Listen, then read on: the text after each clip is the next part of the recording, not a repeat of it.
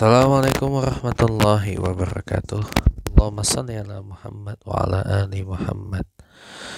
Ya, masih tanggal 1 Ramadan 1446 Hijriah, hari Sabtu 1 Maret 2025. Ya, saya mau mengenalkan program Ramadan saya yang namanya Tafakkur, ya, dimana tiap harinya, terutama setiap sore di bulan Ramadan, kalau bisa dan memungkinkan, saya akan mencoba, insya Allah mudah-mudahan bisa rutin ya, tiap sore atau tiap menjelang waktu sholat maghrib atau menjelang waktu sholat isya ya, kita akan membuat konten perenungan ya tentang apa-apa yang terjadi belakangan ini dari sudut pandang agama Islam dan juga dari sudut pandang humanisme yang sejati, karena kita tahu bahwa ajaran Islam dan kemanusiaan itu adalah sejalan, tidak bisa dipisahkan, karena agama Islam adalah agama yang boleh kita katakan adalah agama atau ajaran yang paling memanusiakan dibandingkan ajaran yang lain. Doakan mudah-mudahan bisa rutin, entah tiap jelang maghrib atau tiap jelang isya selama bulan Ramadan. Doakan bisa rutin atau paling cepat ba'da sholat asar di bulan Ramadan 1446 Hijriah ya, kita bisa buat konten tafakur ini setiap harinya, insya Allah. Doakan bisa setiap hari, doakan bisa rutin ya teman-teman. Nah, tafakur yang pertama di bulan Ramadan ini, kalau saya selalu bilang ya, kalau kita bisa membaca surah Al-Fatihah dengan baik dan benar, maka kita pasti akan bisa membaca surah yang lain dengan baik dan benar. Bukan melafazkan, bukan membaca dalam arti melafazkan ya, tapi membaca, kita mengqiraah, mengikra'kan surah Fatihah itu. Kita ikra surah Al-Fatihah itu, tapi kita dalami, kita tadaburi surah Al-Fatihah itu. Nah, kemarin saya tonton video ya Pak Deddy Susanto yang tegas beliau melarang agar kita tidak berharap kepada manusia, pada orang terutama. Ya.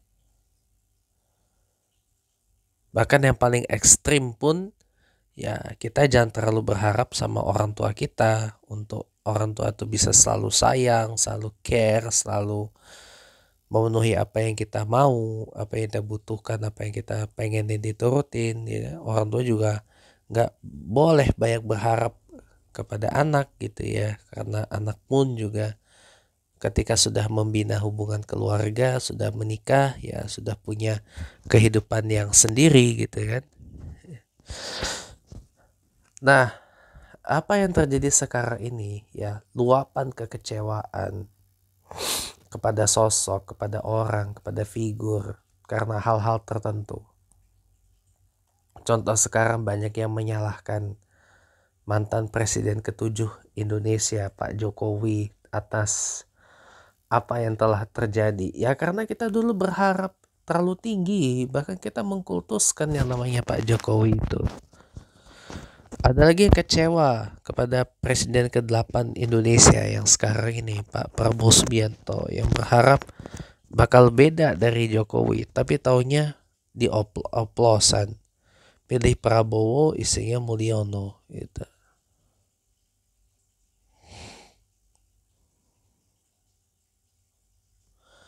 Akibatnya apa ya? Jadi bahan tertawaan, jadi bahan lelucon kan, dan jadi sebagai luapan ekspresi kekecewaan itu.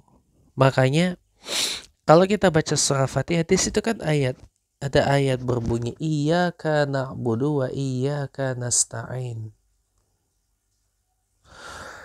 Di ayat ke-4 kalau yang di luar mazhab Syafi'i ya.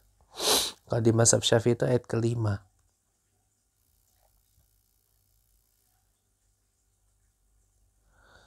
Iyyaka na'budu wa iyyaka nasta'in. Artinya apa itu? Kalau kita tadaburin dalam-dalam.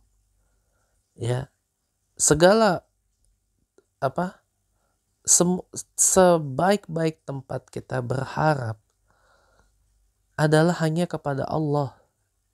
Artinya kan iyyaka na'budu wa iyyaka nasta'in. Hanya kepadamu lah ya Allah tempat kami bergantung, tempat kami memohon, dan tempat kami berharap.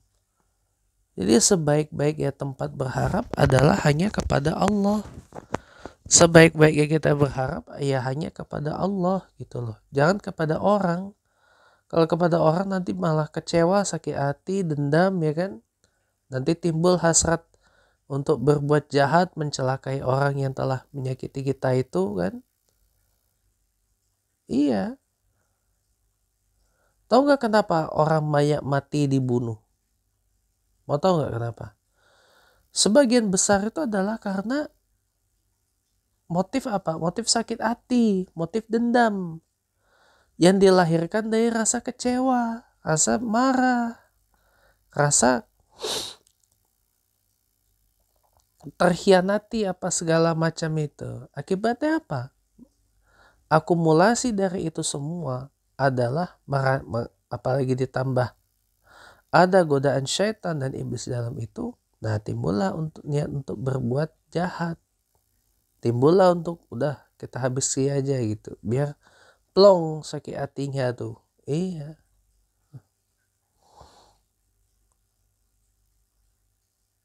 Karena kita terlalu berharap pada orang jadinya kecewa. Makanya sudahlah, berhenti kita berharap kepada orang, berharaplah kita semata-mata hanya kepada Allah Subhanahu wa ta'ala. Itu sebaik-baiknya tempat berharap. Ya kan? Itu sebaik-baik tempat berharap dan itulah sebaik-baik tempat kita memohon. Gitu. Jadi berharaplah hanya kepada Allah, bukan kepada manusia. Manusia itu di tengah-tengah. Bisa kadang-kadang sebagai makhluk ilahi banget. Tapi kadang-kadang bisa menjadi makhluk yang syaitoni banget. Gitu ya.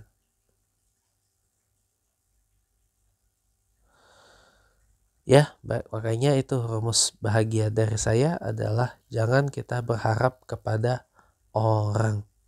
Jangan kita berharap kepada manusia. Manusia tidak ada yang sempurna. Maka sebaik-baiknya tempat berharap dan sebaik-baik yang segala sempurna adalah hanya Allah Subhanahu wa ta'ala. Sumber pengharapan kita dan satu-satunya tempat kita menyandarkan apa yang menjadi harapan kita ke depannya. Demikian, terima kasih. Assalamualaikum warahmatullahi wabarakatuh.